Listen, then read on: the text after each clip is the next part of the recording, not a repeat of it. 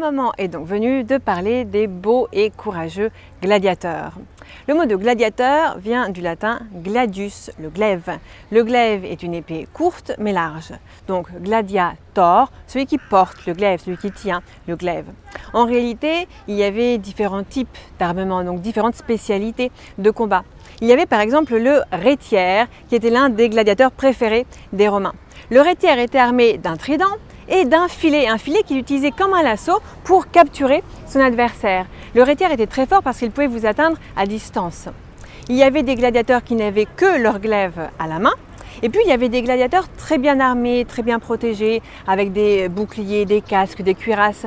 Donc des gladiateurs très forts, mais également très lourds, parce que tout cet armement, ça pesait plusieurs kilos, donc ils étaient peu mobiles, très empêtrés dans leurs mouvements. Le gladiateur qui n'avait que son glaive à la main était fragile, mais il était agile, mobile et rapide. Donc c'était des stratégies différentes.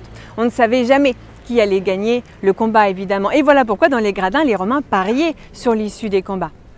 Alors les combats, en général, étaient des duels surveillés par un arbitre. Donc ce n'était pas l'anarchie comme on le voit dans les films.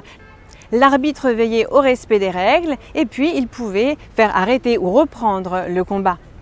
Le but d'un combat de gladiateurs, c'est d'offrir du spectacle, c'est donc de divertir le public. Il ne faut pas qu'il y en ait un des deux qui meure au bout de 2 minutes.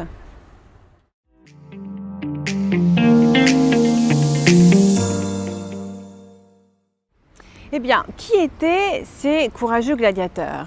En réalité, cela va dépendre selon les époques, mais on peut dire de manière générale qu'il y avait des hommes libres et des esclaves qui appartenaient à un laniste. Donc le laniste, c'est le propriétaire de l'école de gladiateurs. C'est là que les gladiateurs sont logés, nourris, c'est là qu'ils s'entraînent des heures et des heures chaque jour.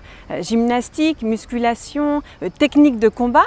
Donc les gladiateurs étaient vraiment des athlètes de haut niveau et les Romains les adoraient. Les gladiateurs étaient des superstars, des célébrités à l'époque, un peu comme les footballeurs ou les rugbymen aujourd'hui.